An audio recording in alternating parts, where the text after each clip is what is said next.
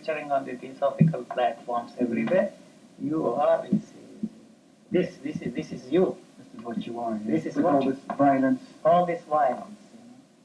So that is why the sex is violence, in the sense that that is a necessary violence for this body. It's pain. As far as procreation. And procreation is, all creative things are painful. The birth of a child, it's a very natural thing, but to call it a traumatic experience and build up a tremendous structure of theories is too silly as far as I'm concerned.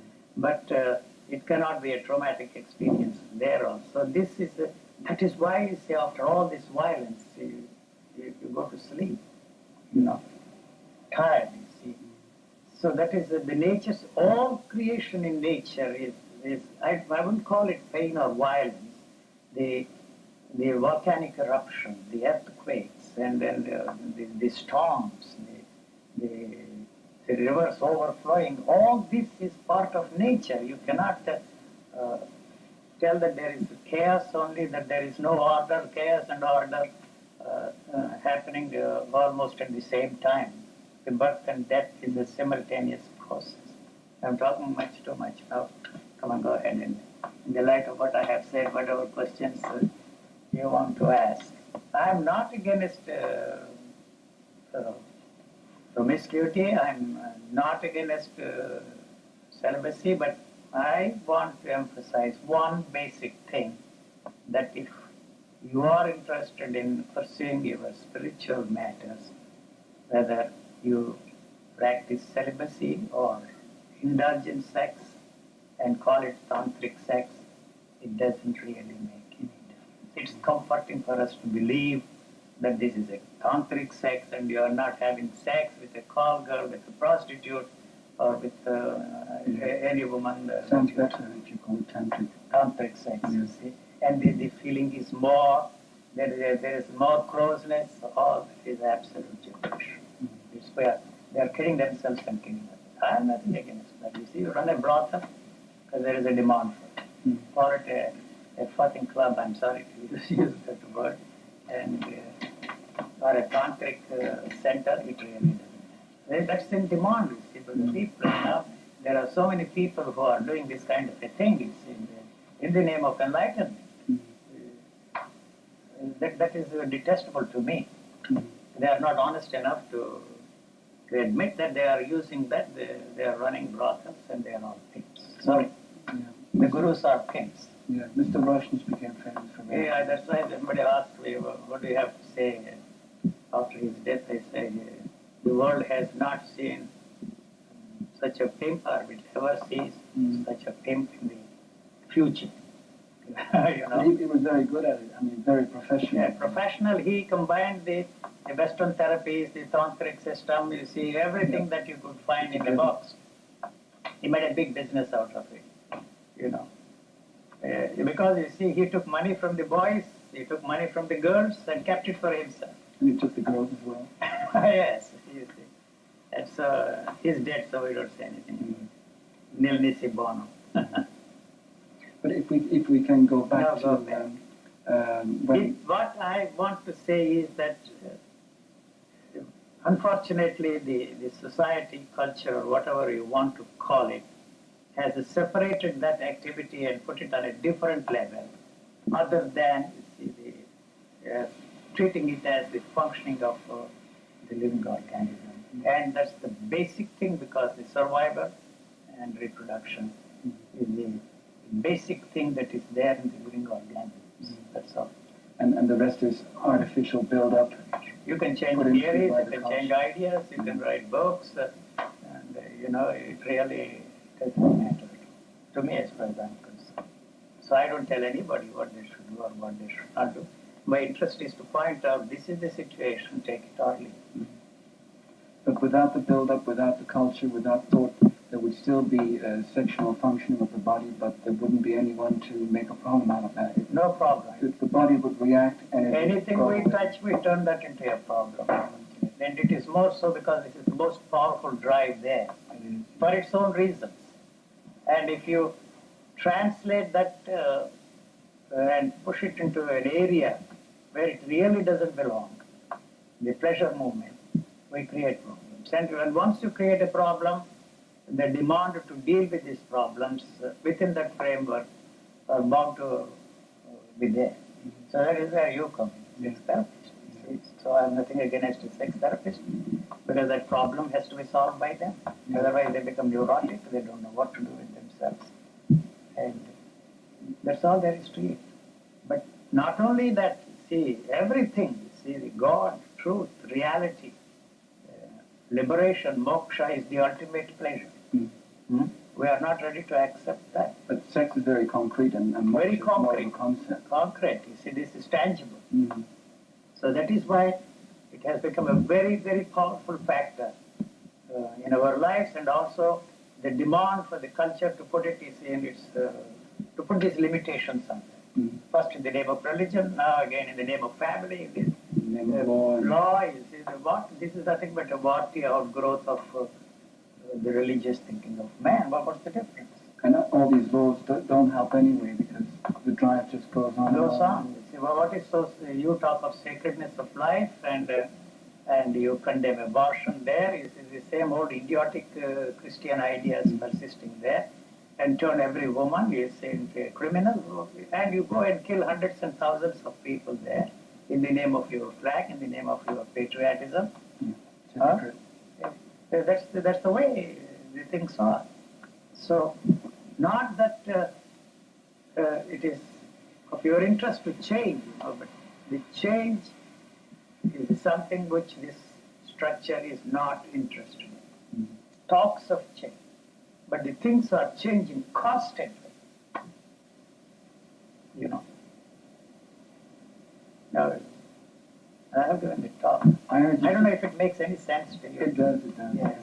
I heard you say once that this artificial buildup of sexual excitement is actually damaging for the body, whereas a lot of people think it's like healthy because tension is getting out and you're more relaxed. You create first attention. Yeah.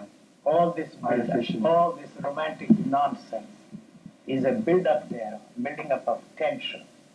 So when once the tension is built, you say it has to dissolve itself. So that is why the rest becomes, you go to sleep. You see, you fall asleep, you are tired, exhausted. So that is all that is there. It creates tension, build up a tension, and then you see the after effects of that. You know. So that's fine, you see, play the game, and it is wearing you out in the long run. Mhm. You see. Could you comment on the different behaviors as far as sex is concerned between men and women? I don't That's see. a rather big I- issue in the West nowadays. You mean this feminist movements? Well, not only that, It's a joke. In my work, I'm also It is concerned. really, yes, sorry. I'm also concerned with sexual violence, men having sex with women, children against their will, and all the damage they do to the children.